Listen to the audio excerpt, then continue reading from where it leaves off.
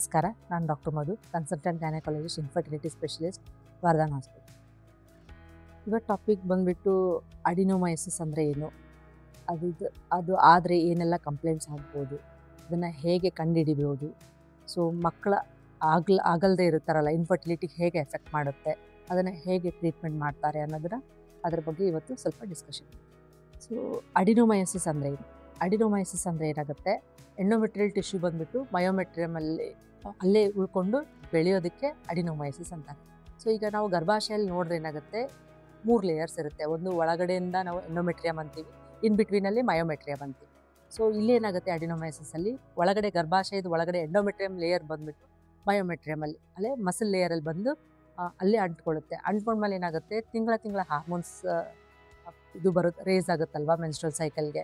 So estrogen, progesterone. So ಅಂಡ್ರೆ ಆ ಇನ್ಫ್ಲುಯೆನ್ಸಲ್ಲಿ ಏನಾಗುತ್ತೆ, ಇದು ಟಿಶ್ಯೂ ಕೂಡ ಮಯೋಮೆಟ್ರಿಯಮಲ್ಲಿ ಏನು ಡೆಪಾಸಿಟ್ ಆಗುತ್ತೆ ಅದು ಬೆಳೀತಾ ಹೋಗುತ್ತೆ. ಅದಕ್ಕೆ ನಾವು ಅಡಿನೋಮೈಸಿಸ್ ಅಂತೀವಿ. ಸಾಧಾರಣ 35 ಇಯರ್ಸ್ ನಮ್ಮದು ಹೇಗೆ ಏಜ್ ಬೆಳೀತಾ ಹೋಗುತ್ತೆ, ಅವಾಗ ಏನಾಗುತ್ತೆ, ಇದರ ಇನ್ಸಿಡೆನ್ಸು ಕೂಡ ತುಂಬ ಜಾಸ್ತಿ ಆಗುತ್ತೆ. ಸೊ 35 ಇಯರ್ಸಲ್ಲಿ ಇವಾಗ ಕಾಣಿಸ್ಕೊತಾ ಇದೆ. ಭಾಳ ಪೀಕಾಗಿ ಕಾಣಿಸ್ಕೊಳ್ಳೋದಂದರೆ 40 ಇಯರ್ಸ್ ಪ್ಲಸ್ ಇದ್ದವರಿಗೆ ಕಾಣಿಸ್ಕೊಳ್ಳುತ್ತೆ. ಇದಾದರೆ ಏನೆಲ್ಲ ಕಂಪ್ಲೇಂಟ್ಸ್ ಆಗ್ಬೋದು, ಪೀರಿಯಡ್ಸ್ ಆದರೆ ತುಂಬ ಹೊಟ್ಟೆ ನೋವಾಗುತ್ತೆ, ಅದಕ್ಕೆ ಡಿಸ್ಮೆನೋರಿಯಾ ಅಂತಾರೆ. ತುಂಬ ಬ್ಲೀಡಿಂಗ್ ಜಾಸ್ತಿ ಹೋಗುತ್ತೆ, ಅದಕ್ಕೆ ಮೆನೋರೇಜಿಯಾ ಅಂತಾರೆ. ಅದು ಬಿಟ್ಬಿಟ್ಟು ಪೆಲ್ವಿಕ್ ಪೇನ್ ಅಂತಾರೆ. ಸೊ ಕೆಳಗಡೆ ಹೊಟ್ಟೆ ನೋವಾಗುತ್ತೆ. ಸೊ ಇವಾಗ ರೀಸೆಂಟಾಗಿ ಜಾಸ್ತಿ ಕಾಣಿಸ್ಕೊಳ್ಳೋದೇನು ಅಂತಂದರೆ ಇನ್ಫರ್ಟಿಲಿಟಿ, ಅದೇ ಮಕ್ಕಳು ಆಗಲ್ದೇ ಸಮಸ್ಯೆಗಳು ಜಾಸ್ತಿ ಆಗ್ತಾ ಇದೆ ಇದರಲ್ಲಿ.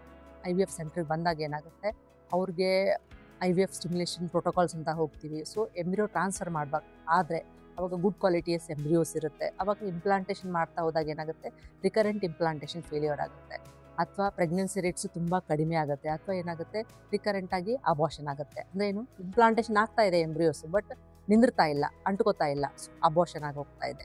ಸೊ ಇದೆಲ್ಲ ಕಂಪ್ಲೇಂಟ್ಸ್ ಆಗುತ್ತೆ. ಇದನ್ನೆಲ್ಲ ಹೇಗೆ ಡಯಾಗ್ನೋಸ್ ಮಾಡ್ಬೋದು? ಅಲ್ಟ್ರಾಸೋನೋಗ್ರಫಿ. ಸೊ ಇವಾಗ ಟ್ರಾನ್ಸ್ವೆಜನಲ್ ಅಲ್ಟ್ರಾಸೋನೋಗ್ರಫಿ ಜಾಸ್ತಿ ಮಾಡ್ತಾ ಇರೋದು, ಪ್ಲಸ್ ಅದ್ರ ಜೊತೆ ಇನ್ನೊಂದು 3D ಅಲ್ಟ್ರಾಸೋನೋಗ್ರಫಿ. ಸೊ ಅಲ್ಟ್ರಾಸೋನೋಗ್ರಫಿ ಅಂತಂದ್ರೆ ಅಲ್ಟ್ರಾಸೌಂಡಲ್ಲಿ ಕಾಣಿಸುತ್ತೆ. ಸೊ ಅದು ಲೋಕಲೈಸ್ಡ್ ಇದೆಯಾ, ಸೈಜ್ ಎಷ್ಟಿದೆ, ತುಂಬ ಹಡ್ಕೊಂಡಿದೆಯಾ ಅನ್ನೋದನ್ನು ಅಲ್ಟ್ರಾಸೌಂಡಲ್ಲಿ ಕಾಣಿಸುತ್ತೆ. ಇವಾಗ ರೀಸೆಂಟಾಗಿ 3D ಅಲ್ಟ್ರಾಸೌಂಡ್ ಅಂತ ಬರುತ್ತೆ. ಆ 3D ಅಲ್ಟ್ರಾಸೌಂಡಲ್ಲಿ ಏನಾಗುತ್ತೆ ಅಂದರೆ, ಆ ಅಡಿನೋಮೈಸಿಸ್ಸು ಎಷ್ಟು ಎಕ್ಸ್ಟೆಂಟಿಗೆ ಗರ್ಭಕೋಶ ಒಳಗಡೆ ಎಂಟ್ರ್ ಆಗ್ತಾ ಇದೆ, ಅಂದರೆ ಅದು ಎಂಡೋಮೆಟ್ರಿಯಮ್. ಸೊ ನಮ್ಮದು ಮಗು ಎಲ್ಲಿ ಇಂಪ್ಲಾಂಟ್ ಆಗಬೇಕು, ಎಂಡೋಮೆಟ್ರಿಯಮಲ್ಲಿ. ಸೊ ಅಲ್ಲಿ ಇಂಪ್ಲಾಂಟ್ ಆಗೋದು ಎಷ್ಟು ಎಕ್ಸ್ಟೆಂಟಿಗೆ ಡ್ಯಾಮೇಜ್ ಮಾಡ್ತಾ ಇದೆಯೋದನ್ನು ನಮಗೆ 3D ಅಲ್ಟ್ರಾಸೌಂಡಲ್ಲಿ ನಮಗೆ ಕ್ಲಿಯರ್ ಕಟ್ಟಾಗಿ ಗೊತ್ತಾಗುತ್ತೆ.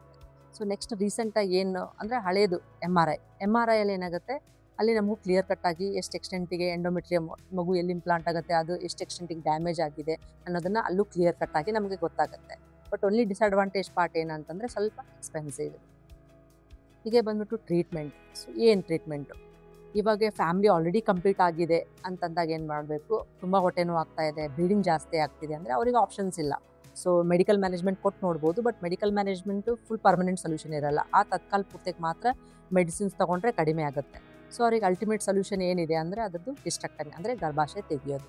ಈಗ ಪ್ರಾಬ್ಲಮ್ ಬಂದಿರೋದೇನು ಅಂತಂದರೆ ಇನ್ಫರ್ಟಿಲಿಟಿ, ಅಂದರೆ ಮಕ್ಕಳು ಯಾರಿಗೆ ಆಗ್ತಾ ಇರಲ್ಲ ಅವ್ರಿಗೆ ಹೇಗೆ ಟ್ರೀಟ್ಮೆಂಟ್ ಮಾಡೋದು. ಸೊ ಅದರಲ್ಲೂ ಹಾಗೆ ಮೆಡಿಕಲ್ ಮ್ಯಾನೇಜ್ಮೆಂಟ್, ಸರ್ಜಿಕಲ್ ಮ್ಯಾನೇಜ್ಮೆಂಟ್ ತುಂಬ ಚಿಕ್ಕದಿದೆ. ಸೊ ಅದು ಎಂಡೋಮೆಟ್ರಿಯಮ್ ಲೈನಿಂಗ್ ಥರ ಬರ್ತಾ ಇಲ್ಲ, ಬಟ್ ಪ್ರೆಗ್ನೆನ್ಸಿ ಆಗ್ಲಿಕ್ಕೆ ಕಷ್ಟ ಆಗ್ತಿದೆ ಅಂದಾಗ ಏನು ಮಾಡ್ಬೋದು, ಮೆಡಿಕಲ್ ಲೈನ್ ಆಫ್ ಮ್ಯಾನೇಜ್ಮೆಂಟ್ ಕೊಡ್ಬೋದು. ಲ್ಯೂಪ್ರಾಯ್ಡ್ ಅಂತ ಇಂಜೆಕ್ಷನ್ ಕೊಡ್ತಾರೆ, ಅದನ್ನು ಕೊಟ್ಟು ನೋಡ್ಬೋದು.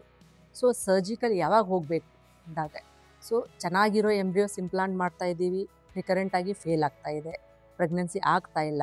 ಸೊ ಪ್ರೆಗ್ನೆನ್ಸಿ ಆದರೂ ಕೂಡ ರಿಕರೆಂಟಾಗಿ ಅಬಾರ್ಷನ್ ಆಗ್ತಾ ಇದೆ, ಅಂಥವ್ರಿಗೆ ಮಾತ್ರ ನಾವು ಸರ್ಜಿಕಲ್ ಆಸ್ಪೆಕ್ಟಿಗೆ ಹೋಗ್ಬೋದು. ಸೊ ಸರ್ಜರಿ ಅಂದರೆ ಹೇಗೆ ಮಾಡ್ತಾರೆ? ಸೊ ಇದರಲ್ಲೂ ಅಡಿನೋಮೈಸಿಸ್ ಅಂತಂದರೆ 2 ಥರ ಇರುತ್ತೆ. ಒಂದು ಲೋಕಲೈಸ್ಡ್, ಅಂದರೆ ಅಷ್ಟೇ ತುಂಬ ಡಿಫ್ಯೂಸಾಗಿ ಫುಲ್ ಹೋಲ್ ಗರ್ಭಾಶಯಗೆ ಹರಡ್ಕೊಂಡಿರಲ್ಲ, ಅದನ್ನು ಲೋಕಲೈಸ್ಡ್ ಅದೇ ಜಾಗಕ್ಕೆ ಅಷ್ಟು ಸೆಂಟಿಮೀಟರ್ ಅಂತ ಮೆಜರ್ ಮಾಡ್ಬೋದು, ಅದಕ್ಕೆ ಲೋಕಲೈಸ್ಡ್ ಅಂತ. ಆ ಥರ ಇದ್ದಾಗ ಏನು ಮಾಡ್ಬೋದು, ನಾವು ರಿಮೂವ್ ಮಾಡ್ಕೋಬೋದು. ಇದರಲ್ಲೂ 2 ರೀತಿಯಲ್ಲಿ ರಿಮೂವ್ ಮಾಡ್ಕೋಬೋದು. ಒಂದು, ಅದು ಎಂಡೋಮೆಟ್ರಿಯಲ್ ಲೈನಿಂಗಿಗೆ ಟಚ್ ಆಗ್ತಾ ಇಲ್ಲ, ತುಂಬ ದೂರ ಇದೆ ಅಂತಂದಾಗ ಏನು ಮಾಡ್ಬೋದು, ಲ್ಯಾಪ್ರೋಸ್ಕೋಪಿ, ಅಂದರೆ ಮೇಲಿಂದ ಕ್ಯಾಮ್ರಾ ಹಾಕ್ತಾರೆ, ಕ್ಯಾಮ್ರಾ ಹಾಕಿ ಏನು ಮಾಡ್ತಾರೆ, ಅದನ್ನು ರಿಮೂವ್ ಮಾಡ್ಕೋಬೋದು. ಸಪೋಸ್ ಅದು ಲೋಕಲೈಸ್ಡ್ ಇರೋದನ್ನೇ ಗರ್ಭಾಶಯ ಎಂಡೋಮೆಟ್ರಿಯಲ್ ಲೈನಿಂಗಿಗೆ ಟಚ್ ಆಗ್ತಾ ಇದೆ, ಸೊ ನಾವೆಲ್ಲಿ ಎಂಬ್ರಿಯೋಸ್ ಆಗ್ತಾ ಇದ್ದೀವಿ ಅಲ್ಲಿ ಸರಿಯಾಗಿ ಸೆಟ್ ಆಗ್ತಾ ಇಲ್ಲ ಅಂದಾಗ ಏನು ಮಾಡ್ತೀವಿ, ನಾವು ಕೆಳಗಡೆಯಿಂದ ಕ್ಯಾಮ್ರಾ ಹಾಕ್ತೀವಿ, ಅಂದರೆ ಹಿಸ್ಟ್ರೋಸ್ಕೋಪಿ ಮಾಡಿಕೊಂಡು ಅದನ್ನು ಅಡಿನೋಮಯೋಮ ರಿಮೂವ್ ಮಾಡ್ಕೋಬೋದು. ಇದು 2 ರೀತಿಯಲ್ಲಿ. ಸೊ ಇನ್ನೊಂದು ಏನಾಗ್ಬೋದು ಅಂದರೆ ತುಂಬ ಡಿಫ್ಯೂಸ್, ಅಂದರೆ ಹೋಲ್ ಗರ್ಭಾಶಯ ಹರಡ್ಕೊಂಡಿರುತ್ತೆ. ಆ ರೀತಿ ಮಾಡಬೇಕಾದ್ರೆ ಸರ್ಜಿಕಲ್ ಮ್ಯಾನೇಜ್ಮೆಂಟು ತುಂಬ ಕಷ್ಟ ಇರುತ್ತೆ, ಫೇಲ್ಯೂರ್ ರೇಟ್ಸ್ ಜಾಸ್ತಿ ಇರುತ್ತೆ.